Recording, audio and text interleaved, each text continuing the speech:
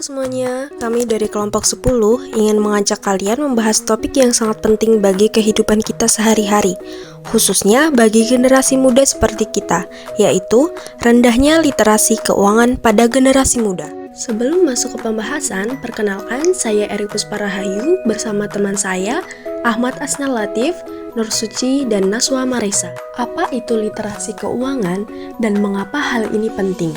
Literasi keuangan adalah kemampuan seseorang dalam memahami dan menggunakan keterampilan keuangan secara efektif. Ini mencakup pengelolaan uang, membuat anggaran, menabung, berinvestasi, dan memahami risiko hutang. Menurut survei Otoritas Jasa Keuangan atau OJK, indeks literasi keuangan generasi muda masih tergolong rendah, yang menyebabkan yang pertama perilaku konsumtif, terutama melalui e-commerce dan pay later. Yang kedua, mudah terjebak hutang dan pinjaman online ilegal. Yang ketiga, tidak memiliki tabungan darurat atau perencanaan keuangan jangka panjang. Dan yang keempat, kurang memahami risiko dan penipuan investasi. Dampak rendahnya literasi keuangan. Yang pertama ada individu, seperti terjerat utang, stres, tidak mempunyai dana cadangan, dan hidup dari gaji ke gaji. Yang kedua, keluarga, seperti konflik rumah tangga karena adanya masalah uang. Yang ketiga, masyarakat, menurunnya produktivitas ekonomi dan meningkatnya kesenjangan sosial. Yang terakhir ada negara, lemahnya ketahanan ekonomi generasi penerus bangsa. Selanjutnya kita bahas tentang hubungannya dengan Pancasila. Dari sila pertama yaitu ketuhanan yang Maha Esa. Nilai utamanya adalah moral dan tanggung jawab terhadap Tuhan. Literasi keuangan yang rendah bisa mendorong perilaku tidak jujur. Misalnya berbohong soal utang, gaya hidup mewah yang dibuat-buat di media sosial. Orang yang memahami literasi keuangan akan menggunakan hartanya secara bertanggung jawab dan tidak boros, sesuai prinsip ajaran agama tentang amanah dan kejujuran. Contoh nyatanya adalah menabung dan sedekah karena sadar bahwa rezeki adalah titipan Tuhan. Lanjut ke sila kedua, yaitu kemanusiaan yang adil dan beradab. Nilai utamanya adalah penghargaan terhadap martabat manusia.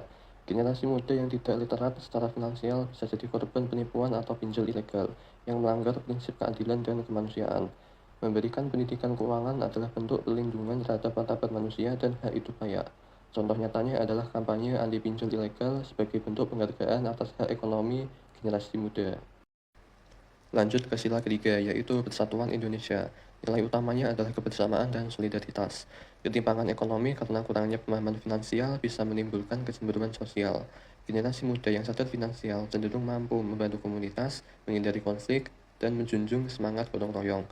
Contoh nyatanya adalah anak muda yang ikut kegiatan UMKM lokal, koperasi pemuda, atau berbagi tips menabung di komunitas. Lanjut untuk sila keempat, yaitu kerakyatan yang dipimpin oleh hikmat, kebijaksanaan dalam permusyawaratan perwakilan. Nilai utamanya adalah kebijaksanaan dalam mengambil keputusan. Keputusan finansial seperti mengambil utang, membeli barang, atau berinvestasi harus didasarkan pada pengetahuan dan pertimbangan matang. Generasi muda yang memiliki literasi keuangan bisa mengambil keputusan yang tepat dan tidak emosional. Contoh nyatanya adalah anak muda berpikir dulu sebelum mengambil cicilan dan konsultasi dengan orang tua atau konsultan keuangan. Terakhir, sila kelima, yaitu keadilan sosial bagi seluruh rakyat Indonesia. Nilai utamanya adalah pemerataan kesejahteraan. Rendahnya literasi keuangan bisa memperlebar jurang antara yang mampu dan tidak mampu. Pemerintah dan masyarakat harus menjamin akses edukasi keuangan yang merata, agar semua anak muda punya kesempatan yang sama untuk sukses secara ekonomi.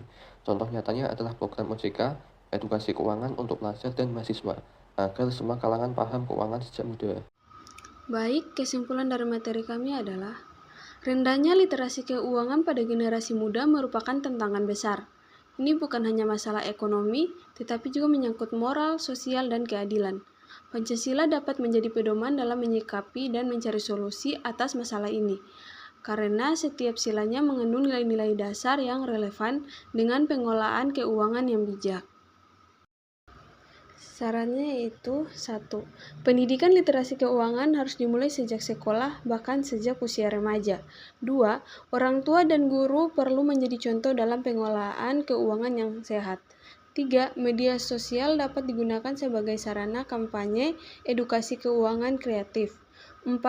Pemerintah perlu memperluas jangkauan program literasi keuangan terutama ke daerah-daerah.